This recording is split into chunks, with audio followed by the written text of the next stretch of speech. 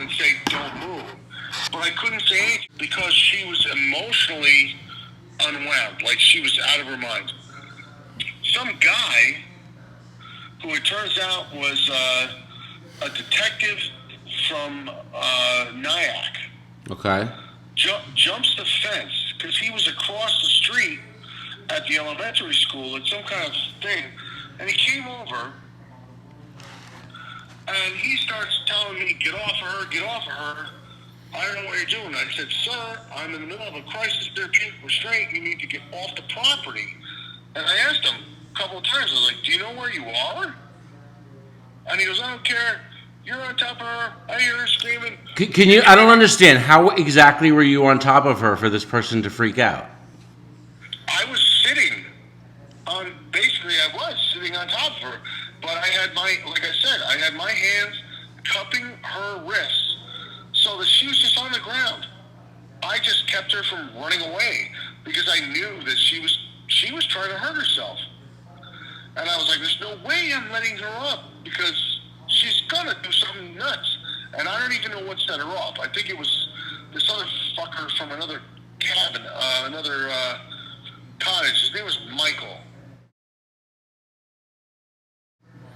No, this guy, he was a little white kid, blonde hair, and he was such a little shit. He was always gassing people up. And he would stand on the sidelines and just giggle his ass off. And he was an obnoxious little bastard. And I actually told him in that instance, before the guy came over the wall, I said, I know you put her up to this. You better get the fuck away from me before I do something to you. And he ran away. But he was in Bill Day's cottage. Wow. And he was just a little shit. He gassed her up to the point where she was out of her mind. So, and this guy comes over the wall, and I was like, holy shit. And Chapman was there. Chapman tried to talk to the guy, but remember how Chapman had that speech impairment? Yep. So he always sounded like he was fucked up drunk. Yep. So the guy started saying, hey, are you drunk? And Mike was like, no, why are you saying that to me? I was like, well, fuck, I'm thinking to myself, fuck, Mike, you do sound fucked up. Yeah. But the upshot was, this guy... And you said this guy was a police officer? He was a detective like in Nyack or what? Exactly. Okay. And I was like, fine.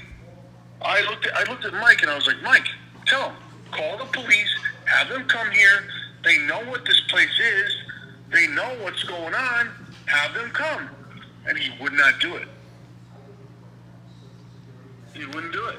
Wow. So ultimately, this detective, who had no jurisdiction, jumped in the wall.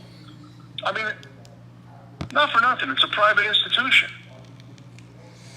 You know? I don't know. I feel like if a detective sees any woman or anybody in a situation where it seems like she could be getting hurt by a man. That's right. Yes. I feel like that he has a right. He has a right and a duty to do something. But he didn't know where he was. Doesn't matter. I was doing the restraint. Yeah. Johnny Mac, Mike Chapman, Bill Day, all these guys are standing around me. Yeah. Not touching her. Yeah. She's screaming, and I'm not saying a word because, like I said, that's the protocol. You don't talk to the restraint. Yeah. So then what happened? What happened after? Chapman made me let her up. And how long were you on her for? Do you think? Probably about 30 minutes, to be perfectly honest, because that guy he extended the whole thing. Because as soon as she heard this stranger coming in, she knew what I was doing. She knew I was protecting her because my hands were the ones getting fucked up in the rocks, right? Not hers. You know, and how were you sitting on her? Like when you say you were sitting on her, can you explain that? I didn't even have to put my weight on her. Yeah. Basically, I was on my knees above her hips so that she couldn't get up. Got you. That was the whole thing. I didn't want her running off because she was in such a state. She was going to hurt herself. So here's the thing. this guy, this detective, makes me get off of her. And as I let her up, and I can't remember who it was. I told one of the other girls, I said, go with her, make sure she's safe. Because as soon as I let her up, ran off. Yeah. And I said to the guy, right then and there, I said, if that girl hurts herself, if any fucking harm comes to her, it's going to be your fault because you're a fucking asshole. And I just had to walk away. Christ, I'm upset now even thinking about it. But it would have been his fault if anything had happened to her. You know?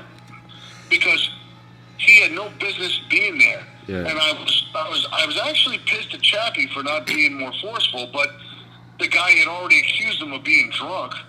Yeah. So he pretty much got put down by the guy. Yeah. And everybody else was just like standing around like with their thumbs up their ass. And I was like, Jesus Christ. You said Chappie or the police officer told you to get up? No, the cop told me to get off her. But eventually what happened was Chapman said, you got to get up. You got to let her up. And I looked at one of the other kids was there, and I said, you're watching her. You're going to watch her. And she agreed. She said, yes, I'll take care of her. And I was like, okay. And as soon as she went running off. And fortunately, the other girl from the cottage went with her. And I said to the guy, I said, if anything happens to that girl, it's your fucking fault. Yeah. Because she was upset. Yeah. And he didn't say anything. Eventually, everything went away because somebody at the police station said, do you know where you are, asshole? To the detective. And he was like, and they were like, yeah, that's a school for kids who are in trouble. And he goes, oh. And then he just fucking walked off. Wow. Meanwhile, I'm racking my brain. I'm walking around the property, making sure it's okay. I can see her at the gate in the dark. I can just see the outline of her, and Christ, I wish I could remember the other girl's name. But they're at the gate, and when they came back over, I said to her, I go, are you all right? And she gave me a hug. And she went back into the cottage. Yeah. But that fucking guy, he made things so much worse because he had no idea what was going on. Yeah. Oh, man. Dude. The memories are crazy, man, and they're gonna keep coming.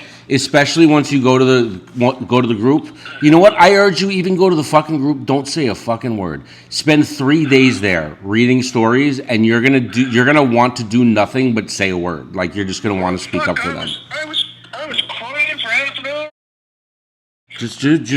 Just wait till you see this page. You're gonna be crying for days. Oh, you guys suck, you know that. Oh shit! I'm trying to help the kids that are there, man. I'm trying, and not just the kids that are there. You know what's worse? You know what's worse? Check this. We can't. Check this story out. We can't change the past. We can't change the past. Check this story out, right? So I spoke to a guy. Oh, wait! I got to tell you this. You were telling me about the murder. I'll tell you. I'll get back to that. Oh, fuck! What was that? Remind me of that, and then I'll tell you that right after this. So I spoke to a 52-year-old guy who was a student at Summit from the beginning. How far back are we talking? 1974. Okay. Mm-hmm. To 1981. He was in there for 7 years? Was in there for 9. Push. Okay, good. I think probably was the most abused kid ever at Summit. I don't know if you remember him, but he was. I don't. Why would I not remember him then? It'll come back, man. Blonde hair. Wait, so how old was he then? He got there when he was 8 years old. Actually, sorry, he was there for 9 years. He graduated. He was there till 8 to 17. Oh my God. Yeah. So anyway, this guy's 52 years old. This is the really scary part. This is why I'm not just saying that we're saving the current kids' lives. This is really going to... Yeah, but if hear me out. 50, Hear me out. 50-something, Shipman wasn't even there yet. Hear me out. No. You know who was there? Do you know who was running the place then? No. Mayor Stiskin. Stiskin. Yeah. Mayor Stiskin's the founder. That doesn't sound familiar. And he ran the school and he ran the camp. The camp is worse of an abusive place than the school is. I haven't even gotten to the camp with you yet. So, where was I? Oh, okay, 52 years old. So this guy's 52 years old. He was in Summit for 7 years, let's say. He was in All Stars, initially. And I think he said they only had 4 dorms at the time. And at 52 years old, in All Stars there were 14 kids that they were. Wait, well, how many dorms do we have now? I mean, there's the same amount, same amount that we went there. Exactly the same amount. Sunrise, Rainbow, and Sunrise. I'll tell you all of them. Ready? All Stars, Dolphins, yes. Sunrise, Perry Lane. Did I say Rainbow? Rainbow. Rainbow. Wings, and that's it. That's everything. All right. Okay. All right. So out of, I believe it was 14 or 16 people that he was in All Stars with, 2 are still alive, and he was the oldest kid there. The rest are dead from drugs or suicide. Yeah, I was going to say that. That's what I'm saying, being young deaths are... Calls that told me, Jason, this page is saving my life. I'm healing every day from being on this page. Well, good, man. Save some people. Excellent. But bro, the people that want to kill themselves because they have not taken back control in their lives. And because they have never had somebody listen to them and believe them about the abuse that they went through there. Never in their life have they spoken out and said this went on, and people believe them. And not only do they believe them. There's no way for them to prove it. Well, yes. Remember, we're talking about corroboration. Yeah. And statistics. Statistics and yes. Yeah, you're talking about building a pattern. Yeah. Of behavior. Yeah. Mm-hmm. There's no argument of that. You just can't argue it. And dude, it's going to be in a civil case, right? I can't. Yeah. It's not going to be criminal. No.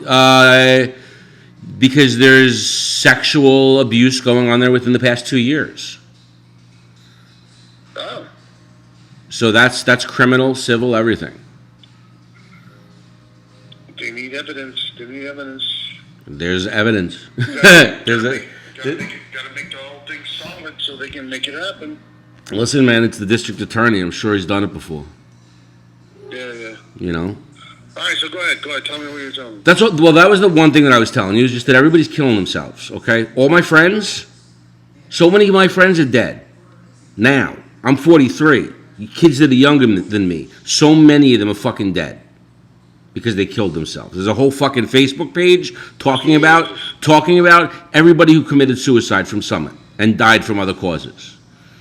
So that's one fucked up thing, and now I'll get into the murder for you. So this is what I mean by mixing people that don't belong together, and this is why I brought... What year are we talking? I believe 2004. Don't quote me on that. Okay. I hope I'm getting the names right. I think I am. Now you add in, told numerous times, many times, I am going to fucking kill you. Told the staff many times, he is saying he's going to fucking kill me. Please change my room. Nah, we're not going to change your room. What did he do? He fucking killed him. Pushed him out the window. Yeah. Oh my Jesus Christ. Yeah. That's Yeah. That's called neglect leading to murder. Yeah. No. What happened at the time? What happened? Did they do an investigation? Yeah, and they didn't let one Summit student testify. Well, we could easily explain that away, saying, oh, the kids have mental illnesses, so they can't testify. Exactly. What about the counselors? I don't know. I mean, I'm sure the counselors must have had to testify, but Well, who were the counselors at that I don't know. I'm still gaining. I'm still trying to figure out a lot of details of that I don't know. I don't like the details that I'm giving you right now. I would never say it unless I've heard it from minimum like 3 people, and I've heard the same same thing now from 3 people. It's all right. I'm not gonna hold you accountable. Here. I'm hearing this secondhand. Yeah. And it is what it is. Yeah. I could always look it up online and see if they ever did any fucking investigation. Well, it's in the New York Times. It's all in the New York Times piece. It's a horrible story, man. Just look up Summit murder New York Times. It'll be the first thing that pops up. You said that was 2004. Yeah. So Did that not prompt any investigation? Nope. Everything gets swept under the rug. Every last fucking thing. Every last thing. So then you have a woman. She called me 3 days ago. Maybe a week ago now. Sorry. And she has a daughter who goes to Summit. Right now? Yeah. Ugh. And her daughter tried to commit suicide 3 weeks ago. And she didn't. Had she tried to commit suicide before she went to Summit? No, neither did I. And I tried to commit suicide twice in my first month. And that was because I was being abused since my first day there. So she tried to commit suicide Man, why didn't you tell me? If you knew Eddie, you knew me, right? Of course I knew you, Tom. So why didn't you tell me that they were fucking with you? That's what I don't get. You never told me any of this shit. Probably because our parents didn't believe us. Why are we going to tell counselors? Oh, and the other thing is, honestly, when we did tell other counselors sometimes. And when we told other counselors shit, we would end up getting treated worse. So, people learn to shut their mouth at the school. They learned you don't fucking talk about the shit that's getting done to you at the school because you're just going to get it worse if you. He was at my wedding. I know he was. She told me. If anybody would believe you guys, it would be me. I know. Holy shit. Yeah. No one told me any of this. Yeah. So this girl fucking 3 weeks ago tries to commit suicide, and she wouldn't tell her mother why. She just kept saying, I'm depressed. I hate that school. Why do you hate that school? I just hate it. And then the girl found this Facebook group. She did what? The girl that tried to kill herself found my Facebook group. And she saw on the Facebook group that many other people over the past 46 years have been abused as well. So therefore she didn't feel alone anymore and felt comfortable to come out with it to her mother and told her mother, and then her mother called me because I put my phone number everywhere. And she told me this story.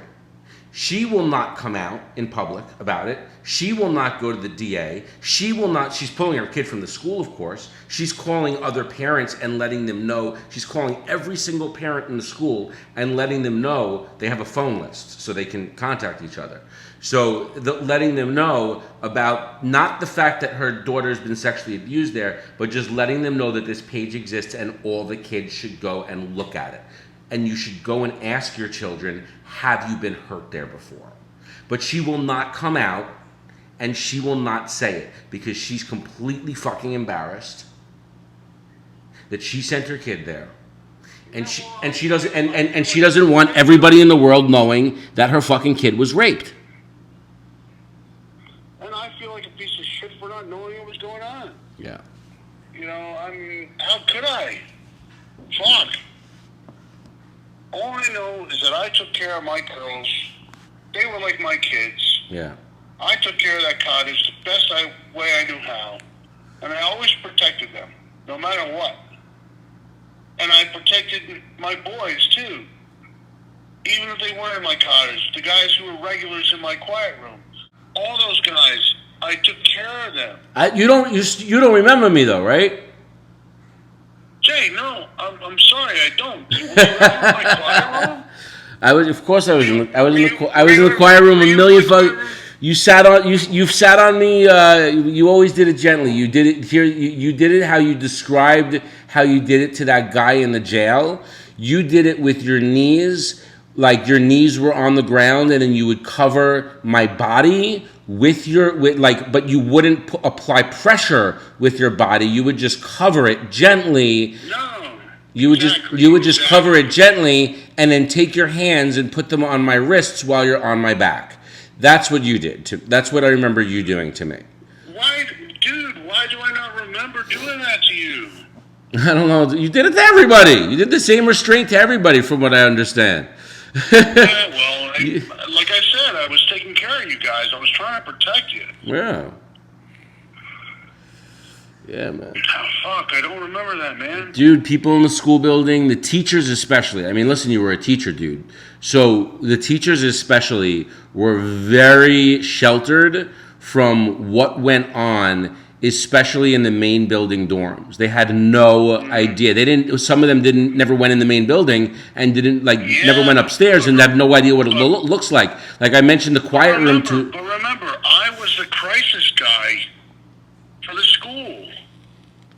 So when shit happened in the classroom during the day, I was the guy that had to come and get the kid, bring him to the room, and sit with him. I mean, that was my job. Dude, in that case, do you remember somebody? Do you? So here's what happened. I grabbed boob. Did you? I did. You horn dog, you. Yeah. Go on. And she bit me. Oh shit. And you came and got me. That doesn't ring a bell? No. Yeah. Well, I hope I was nice to you. You were always nice to me. I mean, you're a strong fucker. I mean, nobody was ever as big as you, Tommy, there. Nobody had the muscles you had, right? Nobody, ever. You know, you're fucking, you're... Are you still not to use them. Are you still a house or what? I'm 262 pounds, man. Jesus. Listen, man, my wife's yelling at me because I'm not doing my chores and I haven't been, and I'm neglecting shit. So I gotta run. Let's talk. Let's talk more tomorrow, brother, and join the group tonight, brother. Go check. I'll check out the site. I'll check out the page. All right. See how everybody's doing. Yeah, man. We'll talk soon. My memory sucks. This page is gonna just bring everything back, and it's gonna help you put. It's gonna help you. It's not a bad thing. It's gonna help you put pieces together. I've been crying all night since I talked. Well, it's not I mean, but Tommy, like, all I could say is those tears, like, I've been holding them back more recently. Tommy, take those tears and use them for fuel to help these kids. They need your help. You say you love them, this and that. You could do so. Okay. They were mine. I know. Okay. You have the power to do so much for them. You have so much power in your hands to do so, to fill in some blanks for them and to be somebody who's just listening and continuing to look out for them after all these years. You have a lot of power, and I pray you use it. I got to run, but it was really good talking to you, bro. All right, give your wife a hug for me. All right, brother. Peace. All right, man. Love you. Bye.